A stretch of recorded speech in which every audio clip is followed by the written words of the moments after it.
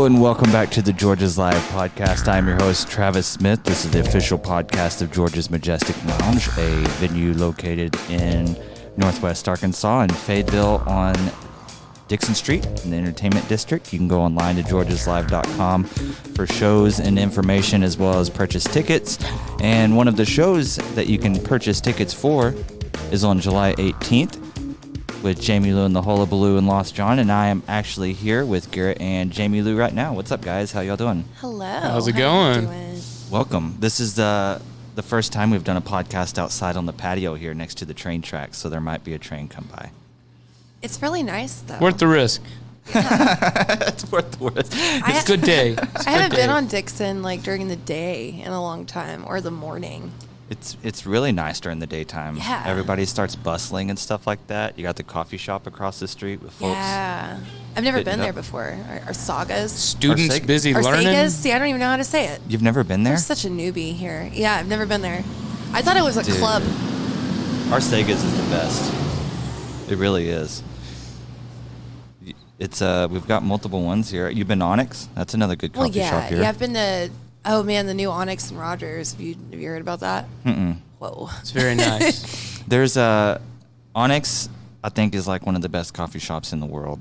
Arcega's is the Fayetteville OG though. That's been around forever. I used to play Arcega's when I was like in high school and stuff, and play shows and stuff. Do they still do shows? Every once in a while, I've seen some people set up inside of there, but yeah, that's like it's right across the street. So we're just pounding coffee all day mostly. We should go there after. Yeah. Yeah. Anyway, there you go. Plug. That's a plug. Thanks, They're probably going to go there after this podcast, guys. So you guys, Jamie Lou and The Hullabaloo, and you guys you're living here, but you're not always from here. No. You guys are out of Central Arkansas and Conway? Well, yeah, so we moved here from Central Arkansas, but both of us are from the Panhandle. Both me and Garrett, we just Florida. didn't know that we Yes. were living by each other our whole lives. Talking about the Panhandle of Florida, right? Yeah. Yes. Okay. Yeah. Not Yeah, like Oklahoma. Texas. Yeah. From the beach towns of Oklahoma. So I'm from like the deep south of like I'm from Destin, Florida. So I grew up 5 minutes from the beach. You know, I guess salt life as they call it here. How do you feel about those stickers on people's car? I hate them. No, thank you. Do you guys It's a terrible, terrible life. You get out of the water and you feel Covered in sand. there's sand everywhere. So you're If from, you really knew what salt life was. So Garrett, where are you from? Dothan, Alabama. Really? How far is Peanut that capital of the world. Is it really? It is. I think Yeah. something like 70% of all peanuts are grown within like 20 miles or so of Dothan. So, and I was allergic to peanuts and Yeah. peanut dust as a child, so life was hard. It was nuts. Had a banging case of asthma. So, and you guys, how'd y'all meet? So you guys are married. Yeah, Yes. we're married. Little And we met, sidebar. I was living in Russellville,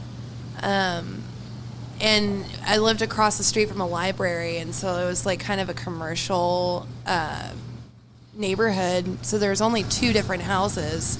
So Garrett had come up to play with Opal Agafia, like right in the beginning of when she was started playing. Yeah. And he moved to the house, like the other house that was in this neighborhood. There's only us 2. And Kismet. what is that? Fate, I think. Oh. In Broadway. Aww. Adorable. So yeah, what I forget how Yeah, I moved- this- I I thought you were about to from- talk about like a gas station or something. That's where we met. Yeah, I moved from Shreveport. I was living there and playing, and Opal called me one day and was putting a band together, and I had been wanting to come to Arkansas, so I just kind of dropped everything and came up here.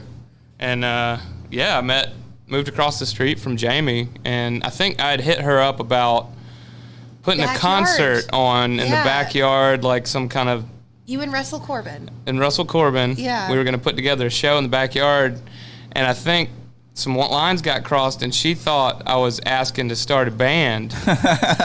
And so I think Russell and you got your lines. Yeah, crossed, something Russell happened. Messaged me and was Because like, you and Matt, our drummer, showed up at the house one and then day. Matt had no idea, and nobody really had any idea what was going on, but I do remember we fell in love. Yeah, like the. Dude, here's the here train. we go. Here's All right. the train a coming. Well, I'm definitely going to turn this down, and we're probably going to want to go inside here in just a second. I'm just saying.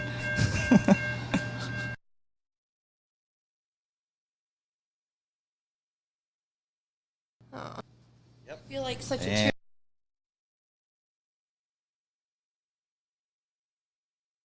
There. It's funny because, like, we've been here since Podcast July. Yeah.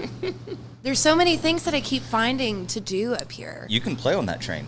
Play music on I it. just want to even just go on it and, like, eat cheese and crackers or something and wine. That's it's a fun thing. Look it up. I think it's the Arkansas Missouri Railroad. Yeah, I think it boards in Springdale. So you guys, all right. Anyway. Well, we were so weirdly interrupted by that train. So you guys met, and you through chance or Through chance.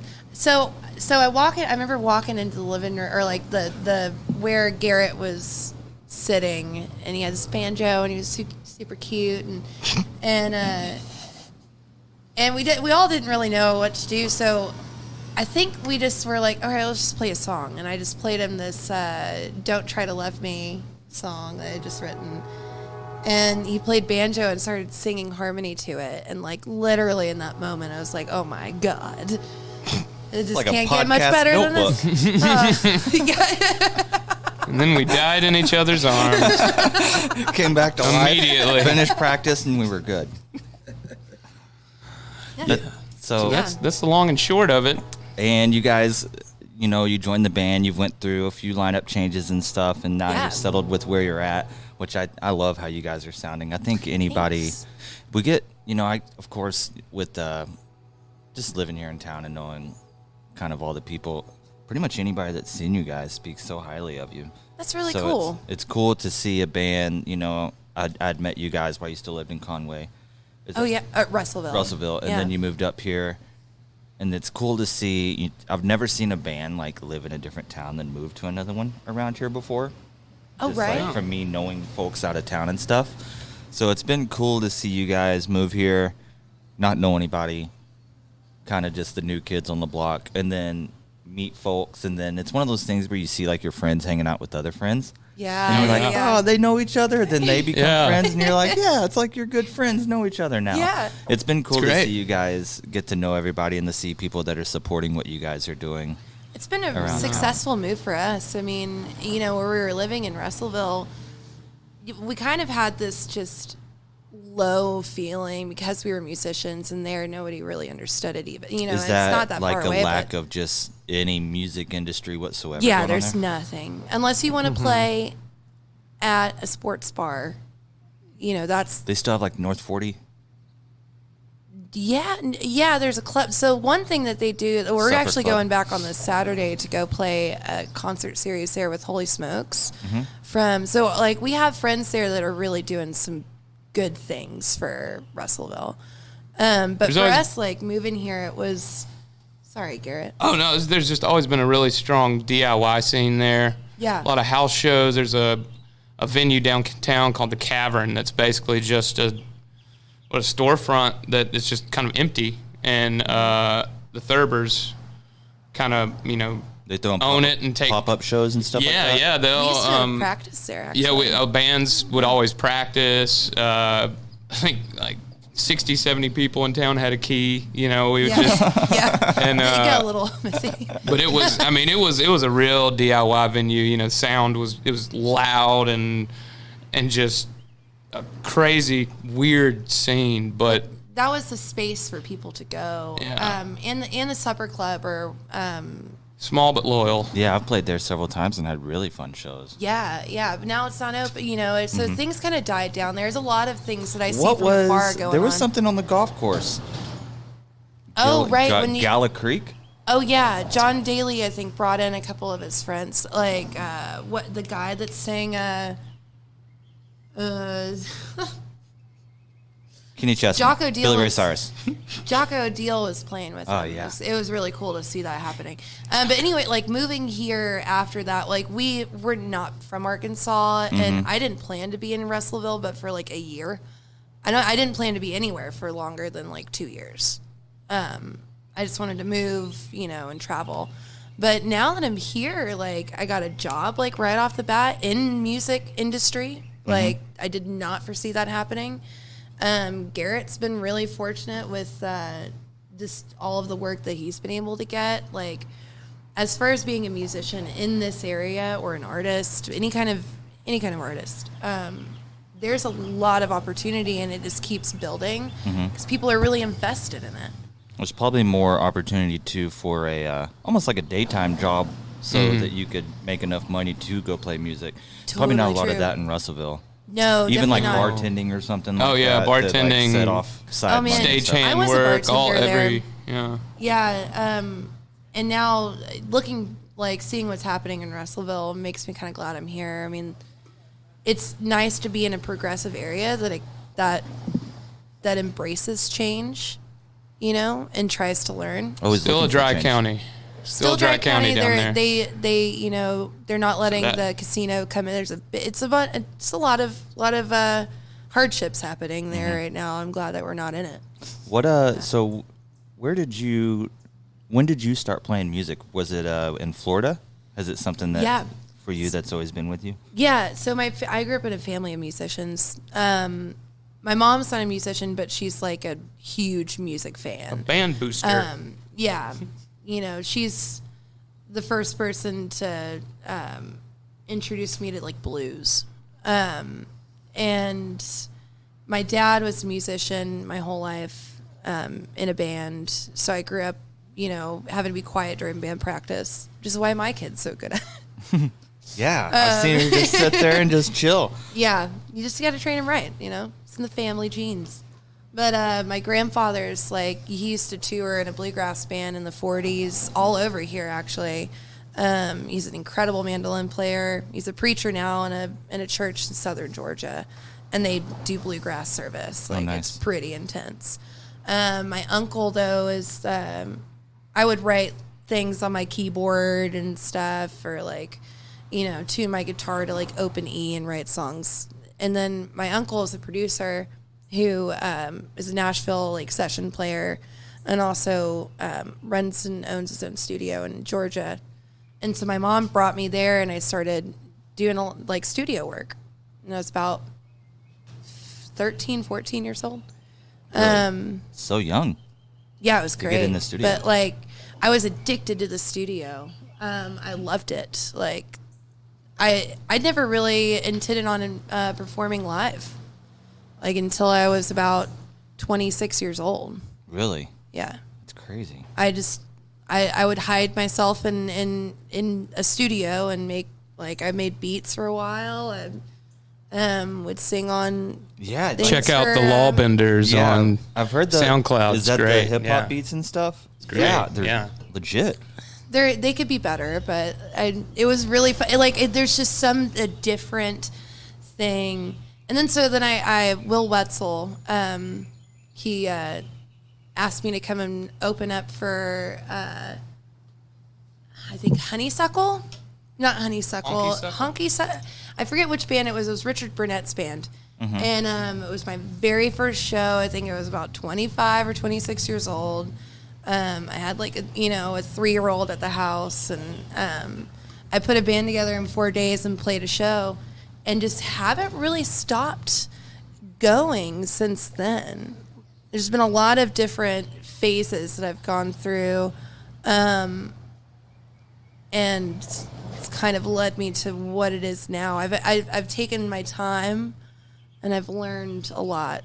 Some people will just go instantly go up, and I've kind of been on a very slowly rising. Yeah. I don't know. Chopping off a little bit at a time type Yeah, scenario. just I guess just taking my time.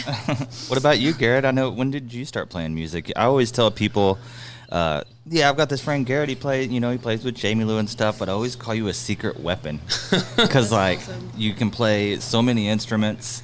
You can just sit there and harmonize with anybody. Like, you just fit in like Music putty. theory? Yeah, so Well, super interesting. Well, it's funny. I think, oddly enough, one of the things that helped more than anything was I grew up in, heart of the Bible Belt, and the church that I grew up going to was all instrumental, or not instrument, a cappella. So no instruments of any kind. So it was all like part singing. So just kind of osmosis, like learning harmonies and stuff, that just kind of got ingrained in a young age, But I started playing guitar first, like 11 or 12, I got one for Christmas, all that. But I wasn't very good for like a couple of years, and I just could not get it. And then finally it just kind of clicked one day. I was like, oh, wait, I get this. And then, from there it was just, probably about 14, 15, I started playing in punk bands, and kind of been playing ever since. I took a couple of years off to try college, and that didn't work out. So I was a music major, and I learned a lot. It was a lot of fun. But I mean, the dean guy of the music program eventually pulled me aside. He's like, "Hey, this is not, you should, in the nicest way possible, you should go back to the bars. This is not for you." I was like, "Okay." But that's like your style, though. You're like rock and roll. Like, dude, your style, you have so many different, I think your influences show when you're playing a lot. And yeah, I mean, I'm big on the influences. Yeah, well, I had older cousins growing up that were just a couple years older than me, so they really got me into, all the, Temple of the Dog, Nirvana, like that kind of stuff, Smashing Pumpkins. When I was a little, I guess, behind that age-wise, but I would get all my music from them, so I got into Fish and Wilco and that kind of stuff at a really early age. But I don't know, I just like something I see that you cut, but I see that a lot coming out of your playing. But I also see like a lot of like really great classic rock. Yeah. What's the best? That he'll come up with different or like lead parts or harmonies or just. Every song should sound like Black Betty. Honestly, so for folks that don't know, Garrett and I play in a band called The Juice, and so Squeeze it. I forget where we were setting up to play, but he started. It was a classic rock song. And it's one of those that has like a pretty intricate or a pretty crazy solo, and he's sitting here just like,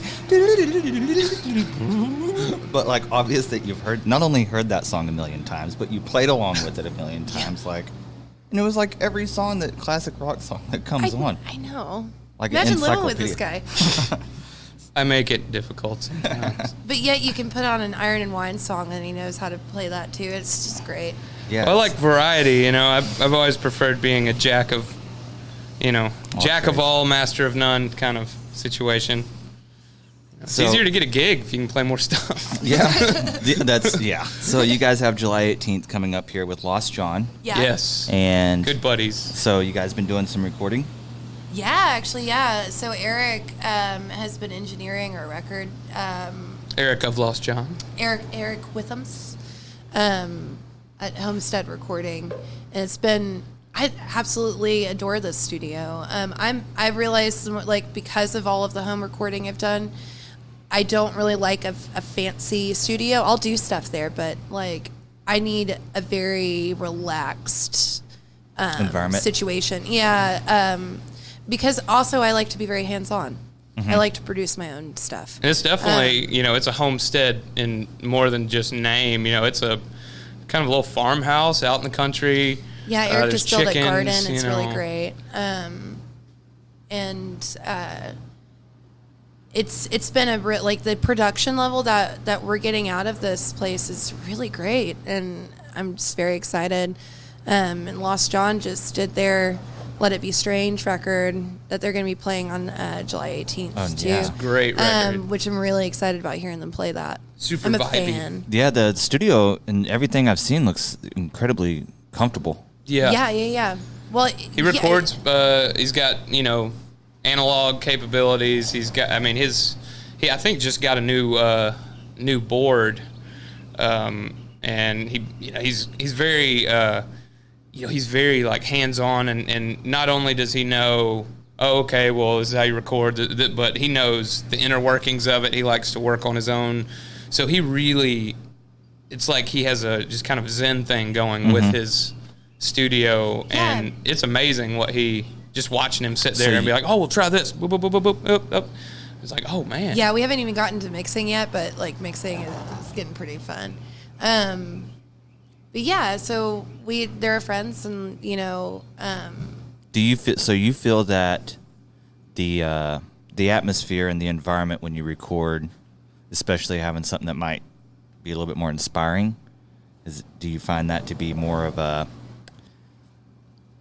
for instance, this isn't anything against that, but like you're saying, like a modern bells and whistles studio where you're sitting watching a flat screen on a leather couch, you prefer the more laid back? I definitely prefer a messiness. Like, I love going into East Hall. Something about it. And I mean, I don't know. It doesn't transcend to my actual personal life, too, because I like simplistic. Like, I like my house to be clean and tidy. And Homestead is very tidy and nice, but it's just very homey. And then you go into East Hall, and it's just like rock and roll kind of like. Man. I think I like that vibe. Oh, it's great. Yeah. It's great. I like studios with a sense of humor. Yeah. And East Hall and Homestead both kind of have that, it's not this, we're making music. We're not like, splitting the atom or something. It's not this serious, rigid thing. It's like, no, we're playing guitars and making funny sounds. Let's do it. We had this conversation with Eric the other day when we were recording, and like, there's so much preparation going into a record, and you build up so much tension within yourself to do it, and really, you gotta just go and do it. Like, not make it a big thing. If it's really expensive, and that makes things much harder. So having a realistic price level for local musicians is also really nice. Because I'm if I'm going to go drop, $2,000 on a song, I'm going to go to Austin and do it with like Chris Shaw or like somebody really big, like a big producer. That's what I'm going to aim for. Darius Rucker. But if I sure with $2,000, but I'll probably need much more than that. Well, he'll be at the Amp. Yes. So maybe if you just stand outside of a gas station, maybe catch him walking in or Darius. out. I got a proposition for you. Yeah, I got $2,000 with my name on it. Something you don't want to turn down. No, but I mean, every studio has their own thing, and each studio has, like, I actually kind of like going and doing session work at a really nice studio. It's nice. You just go and do it. Man, for different stuff, for sure. Yeah. There's a place for everybody. It's just, for me, I like to be able to sit back and, like, say a cuss word if I want to, or, like, good. Yeah. Be yourself. I want to be completely comfortable, because then if I'm uptight, things are not going to come out the way I want them to. Some people work the opposite way, to where if they're uptight, they work better. I'm just not that way. It's the whole idea of, I guess, chasing perfection, where, it took me a long time. I hated going in the studio and recording just because it was so final, and I'd never be happy with, always listen back. Oh, I could have done that better. It should have been this. And once, it wasn't until I started looking at it as, this is not the end all be all. This is purely a snapshot of a moment. The documentation of and like we've always, like, we've got one EP out, and we've done some other recording, but we never let that stop our songs from growing. We have some of the older stuff from Femi Socialite. We play it completely differently than it might be on the recording, but and then especially you listen to a lot of these, like, Neil Young Crazy Horse records, or we were listening to some Crosby, Stills and Nash this morning, and the chair squeaks, the skronky notes, it's good, it's there, and it's character. It's fine. You know, It's real. It puts you in that spot. It takes you there. It paints the picture in your mind. An element of realism. This is one thing that I've seen with a lot of like new like modern music or recordings is everything is so perfect. You know, there's pitch correction and there's like most everything's made digitally, which is fine, but I like a little bit of grit or just realness. The more natural, it's almost like a gimmick now. They're like, hey, this band sounds like just a normal old band that is playing their instruments and singing over the top of them. What are they doing? Where's their beat machine? I think my favorite moment from the Femi Socialite EP is in Win Someday in the very beginning. Starts off with an acoustic, and you can hear your chair. You were tapping your foot, and then you shifted in your chair, and it goes... And something about that is like, oh, okay, yeah, that's somebody in that room sitting there doing that. It's like, okay. And that's the kind of stuff I like. And you get into some of these studios that are, I don't want to say too nice, because I like elements of that as well, but it's, you know, there's too much focus on the slick and the let's make this, you know, and something ready for and I just product, you know. I think it just comes down to different studios putting out different products in different styles. Exactly. I think it's great to have, where if we made pop music, or or I don't know, something more in that realm. Yeah, like I would definitely be wanting to be like, hey, no, this needs to be on point, precise. This is it's a whole different process, but not that I want it to be but for what you guys are doing, for what you guys are doing, it's some realism. That's what fits.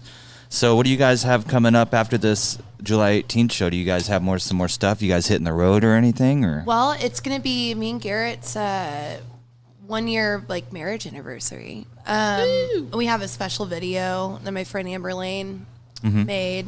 So that's something that's gonna be coming out for that. We're doing a lot of. We're still kind of trying to push our first EP, Femi Socialite, before we start truly going into our new single and our new record, Dear Francis. A lot of focus on writing and recording right now. Yeah, we're giving ourselves room, which I think more bands should do. I think you don't always have to appear busy. It's okay to actually work on your craft. Look at the larger bands with bigger releases. They basically disappear for months. Yeah, because you can burn the candle at both ends pretty easily. And that's a very interesting point that you just now said that I don't even think a lot of bands even think about. That you don't have to be... You can push a release or a product hard, but you don't have to be pushing an album from 2 years ago constantly. You can go write your next album and take that time. Is that what you're saying? Yeah. Oh yeah. Yeah, that's what we're doing. I mean, we're trying to not let quality over quantity. Just like we didn't really have we didn't utilize our resources well enough when we first put out our EP. We tried, but so we're still kind of trying to make that effort, but in the background, we're demoing all of our stuff right now. We're writing, and like I just wrote a song and demoed it the same day on a little Aspire recording thing. And I'm going to do my whole album that way. I might even do a whole live show that way to where I have everything, I'm trying to I'm just trying to give myself space and say, you know what, it's okay. Like I don't always have to be in a rush to get somewhere. As long as I'm okay, like it's quality over, quantity type of thing. How important do you find it to be to record everything you do when you come up with it? To quote Tenacious D, always press record. Always press record. Yeah, that's a real, I'm starting to, I used to write 3 songs at a time every couple of weeks. I have definitely lost over 50% of those songs because I didn't record them.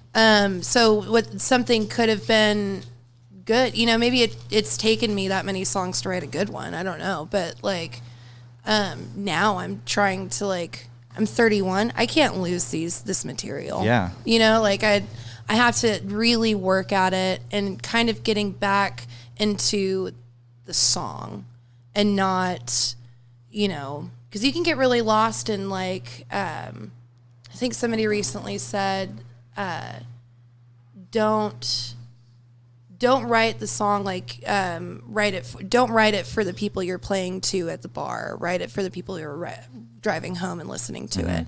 And so it kind of, I was trying to really work on our live show and trying to, because around here it's a lot of like dance and like, yeah, there's like not a lot of, this is probably, George's might be the only actual ticketed performance venue in Fayetteville for sure. Yeah. Yeah. Where it's scheduled programming every week. You got the meter and they do stuff, but like, to go play where it doesn't matter if you're playing slow country, bluegrass, blues, or whatever. It's a ticketed show here in a concert. It's not a lot of places. It is bar bands, like a lot of on the patio stuff. Well, and you can get really lost in that, trying to build a scene or trying to get people to come to your show, and you can really like form your whole, creative flow around that. And sometimes that can really work towards your interest. And for me, it doesn't, because I've always written for the song, whether it's fast or slow or whatever.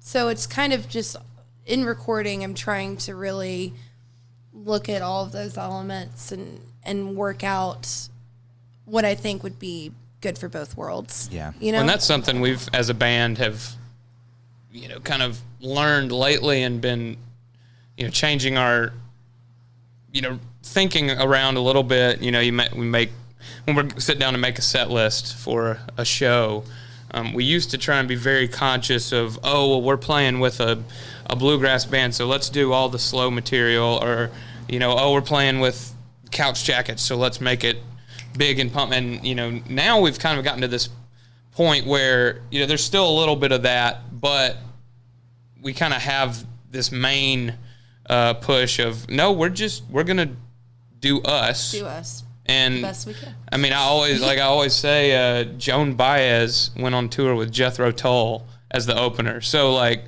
genres and all that, it doesn't matter. Like, I'm a big fan of mixing up genres. Oh, it's great. A good show is a good show. Why do people go to festivals? There's somebody will be like, well, I've got this band and this band, and they're kind of the same. But it's like, okay. I mean, I think about myself. I was raised on 90s country. Now I'm big into hip hop and prog rock and weird funky jazz. Okay, Anthrax, stuff. Public Enemy. It's odd to me that more people don't explore that of these kind of cross genre shows, because anytime in the popular music world that happens, it's always a big event. Like, this Billy Ray and Cyrus. Tim McGraw? Yeah. Is that what you're talking about? The Old Town Road and the Kid Rock, Run DMC, Aerosmith. Kid Rock made almost a second career off of it. Yeah, you know what I mean? Yeah, right. And the aforementioned Darius Rucker going to a whole other, and all the, and it always is a big thing, but people don't put two and two together of like, well, let's do that more often. Why not have someone like Willie Carlisle open for Bones of the Earth? I think that would be awesome. Let's do it. You don't realize how much you have in common with another group of people until you go to a multi-genre show. That's what I like about where we practice over at Huntsville Studios. Me too. Oh, yes. Because, man, there is such a mix of, like... And everybody's cool. There's a studio in there. I don't know. The hip-hop maybe studio? Maybe a bad place to have a studio because it's so loud. Yeah. Well, there's a few times where they're like... I mean, I'm definitely the loudest drummer in there because I'm pumping, like, subs and stuff. Yeah. But we practiced while y'all were practicing the other day, and we could hear it, but we just played our... That's how Garrett knew what we were playing. He's like, do I need to learn these songs? On the breaks. So it's cool because you got the guys that are in Bones of the Earth, as you mentioned. They got like Judas and Boyd, which is completely a different vibe. Yeah. And they haven't even played a show yet. But I've been able to... Oh, dude. I've been listening to the walls. Everybody... I love their practice. Inter parties, like getting to hear bands practice and like hear how they've changed is really cool. Like, and a lot of people don't know. We had people into our studio that did the hip hop show too. So there was like more hip hop coming into the practice space. I just really like having that around here it's like a second home for all of our bands. No, like, no, you it's just perfect. go. And there's And always we'll about see each other, and it's 15 people. Nobody's in a band that's alike. Yeah. Except for the metal guys. I think they all practice in the same 2 or 3 rooms because they have kind of the same members. But everybody's like so incredibly nice, and you never know what you're going to get over there. There's always a fun. Weed whackers Dude, over here. yeah, those weed eater guys. Get go out of at it. here. So if anybody's going to go, I think that's that's the cue for the end of the podcast. Do you guys, where can people go online to hear your guys' music? Yeah, so you could go. I mean, we've tried to keep a good presence online. So our website, first of all, JamieLouTheHullabaloo.com. yeah. We're on Spotify, Jamie Lou The Hullabaloo. Just I think the only thing that's JL Hullabaloo is on Twitter. Instagram, it's Jamie Lou The Hullabaloo. HULLABALOO. There you go. And also, my daughter read Hullabaloo in Charlotte's Web the other day. It's not a made-up word. It means something. It means chaotic. I thought it was, yeah, that's what I thought. I've heard it before. Form of chaos. Well, I mean, yeah, there's like the Hullabaloo dance show or whatever. You guys are one of the people when I do like graphic design for venues and stuff, because I work for so many, it'll come up where you guys come up, and I'm like, I gotta learn how to spell that name. I'm gonna be seeing it a lot. We did do another spell our name. Yeah, we did a video probably a year ago at a show where we just went around and asked people to our spell the name, and I couldn't even spell it. I think I messed up spelling it. It's funny when people say something about it, because I'm like, oh man, I probably switched over on a tab to check it on Facebook at least 100 times just to make sure. Yeah, it's funny though when people will like announce us, or like the other day we were at a show and a lady announced us and was like, Hullabaloo, and it's like, hey, that's an English word. You know, like it's in the dictionary. Learn your phonics. Is the B's are the only double words? No, the first L's are the only double words. Yes. Yeah. Okay. Yeah. I don't know why the B would be. It'd be a hullabaloo. See, I say this and then I can't even spell my own band name. Anyway, so that's where you can find us online, and definitely, go to George's Majestic to the events and our events there with the ticket link, and check out Lost John. Lost John, as well. Yep. One of the best bands in town. Yeah, we're excited. Vibey. Cool. All right, guys, that is Garrett and Jamie with Jamie Lou and the Hullabaloo. I'd like to thank you guys for coming on the show. That was the George's Live podcast. Be sure to go online to georgeslive.com. Follow us on Instagram at George's Majestic Lounge, on Twitter at George's Majestic, and be sure to rate, subscribe, and all that good stuff with the podcast, and tell your friends. We'll see you guys next time on the George's Live podcast.